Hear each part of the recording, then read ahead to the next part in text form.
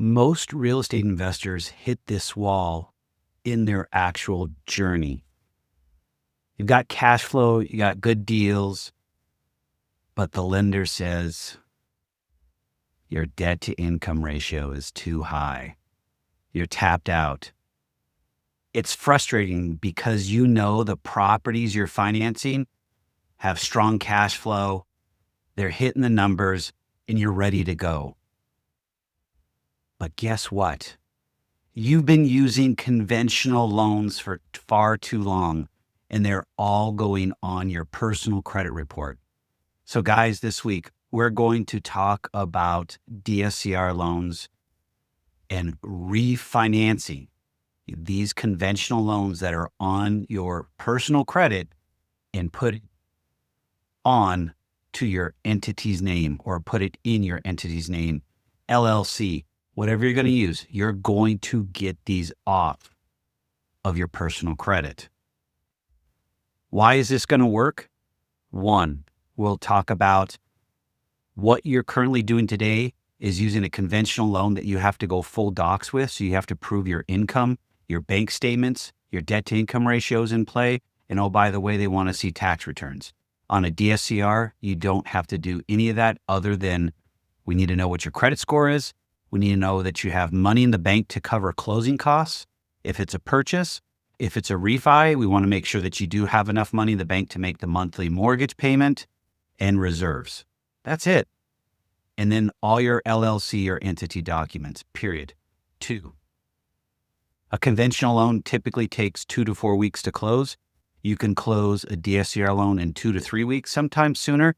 All depends on the actual appraisal and how quickly it comes in. And 3, with conventional loans, you are having to put 20% down, which is pretty standard in the industry. DSCRs, you can do between 10 and 20%.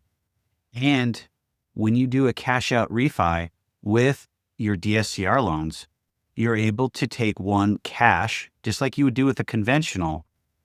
But the other pieces that you can actually do is you can wrap your costs into the loan. It's the same as a conventional loan. So you're getting all the same aspects of the conventional loan, other than it's not on your personal credit. And that's what's killing your deals. You're not able to use the Burr method or use some type of arbitrage that you're trying to do because you're using a conventional loan that wants additional items that are not required through a DSCR loan.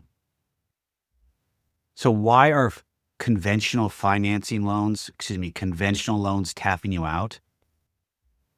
Every time you buy a property, the mortgage hits your personal credit.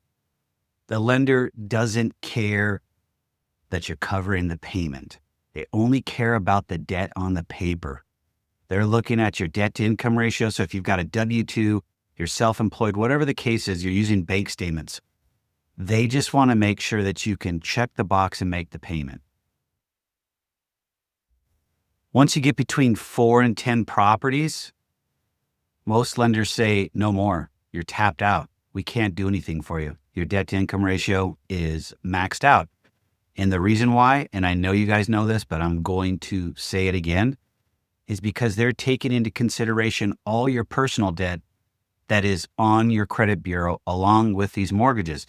So if you have credit card, personal loan, auto loan, your own personal mortgage for your house, those are all considered into your debt to income ratio. Even if you've got 50% equity and perfect payment history, the lender is going to look at your total debt to income ratio and say, we're done, move on. But here's a little caveat. Most people don't realize that a DSCR is a lifeline. It gets you into the game with very little capital and paperwork. I should back up. The capital is going to be identical to what a conventional loan is. It's going to be 20% down. It's the paperwork and the additional items that you don't have to get a DSCR loan. Now, is there downsides to a DSCR loan? Yes, there are. and we'll talk about it, but I'm going to bring up one right now. When you refinance, do a cash out, you do a purchase with a DSCR, the arbitrage play, guys. Step by step. I've got this one written down. I had to go through it, so bear with me. Identify the rentals in your portfolio that you have conventional financing on that are on your personal credit. Check your equity. You'll need enough to qualify for a DSCR refi. If you're already at an 80% leverage, it's not going to work. Most rate and term will let you do 75 to 80. So after everything's said and done, really not worth it. But if you need to get it off your credit bureau so you can actually get more properties, it's an option. So take a look at that. Shop DSCR lenders for competitive terms. Some DSCR lenders will put a prepayment penalty on their loans. Some will not. But I can tell you, with a prepayment penalty, you will have to stick with between 1 year and 5 years. And if you do not have a prepayment penalty, rates are going to be higher. So you're going to have to decide if you're going to hold a property for a substantial period of time, longer than your prepayment penalty, the lower rate's going to work for you. If you think it's a property you're going to turn over in the first 3 years, higher rate. Maybe down the road, you could refinance during that time and get yourself a little bit lower of a rate. Once you refi and you get everything moving forward, your debt to income ratio is going to be freed up. So it's going to help you personally. Then you can actually take a look at next steps. And here's where I'll go a little bit off the rails. Next steps could be, you can go back to conventional financing if you want to, or you can go to DSCR loans. You actually have some options there. It's all going to depend on what you want to do. For me personally, I know I don't want to give them a ton of documents. My tax returns the last 2 years, my bank statements, my W-2. What else can I give? That's about it. Sorry, my mind went blank there for a moment. With a DSCR, I'm just giving my LLC documents. You're pulling my credit to make sure I got a credit score. And I give you a couple bank statements to make sure that I've got money in the bank. That's it. Pretty simple. Both have to have an appraisal done.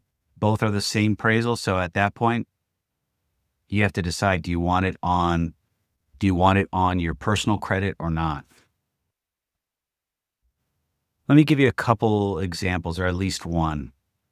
Let's say you've got 6 conventional loans on your personal credit. Total mortgage payment is about $5,000 a month. You refinance 3 of those into a DSCR loan. You just do a rate and term, no cash out. Now you've removed close to $3,000 a month from your personal DTI calculation. That potentially can unlock $400,000 to $500,000 more in conventional buying if you still keep with that process. Or the other thing is, you could actually take that and just move them all off of your personal credit and move them into DSCRs.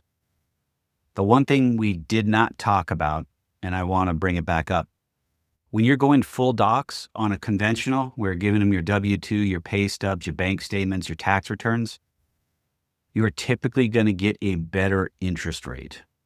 So again, if you're going to be holding the property for a longer period of time, then that route is going to be best for you.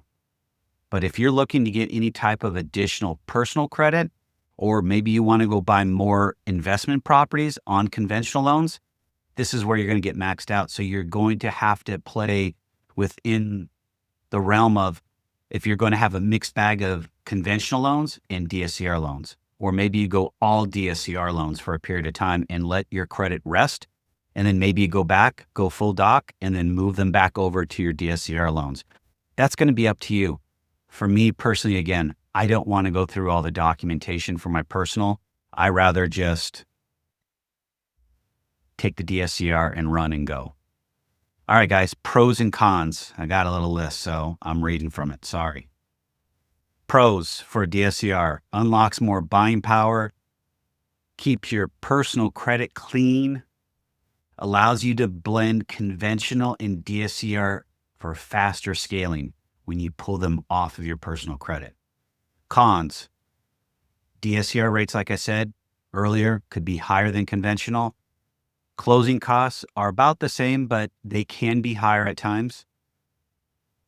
You need to have equity. If you've leveraged your property through conventional loans at 80%, it's not going to work. You're not going to do a rate and term with a DSCR. And like I said earlier, prepayment penalties. Always check your terms, make sure that you understand what you're actually getting, but those are out there for DSCR. When does the strategy work best? When you're maxed out on your DTI on your personal credit. DSCR loans will work best for you. You've got a clear plan to reinvest quickly. So if you've got a roadmap that you're going to reinvest and get these off of your personal onto a DSCR, give your credit some rest, and then go back into conventional, that works also. And mindset and some faith tie-in. God didn't call you to build an empire at the cost of your peace. He called you to build with purpose. Growth should serve your mission, not become your master. Use strategies like this to be a good steward of what you've been given and build for the long term, not just the next deal. This is a long term. You're building generational wealth. You're going to pass this on to your kids, maybe even your grandkids. I don't know, but it can be passed on. All right, guys, I'm going to close up here. If you're sitting on conventional loans that are capping you out, you want to take a look at DSCR refinancing.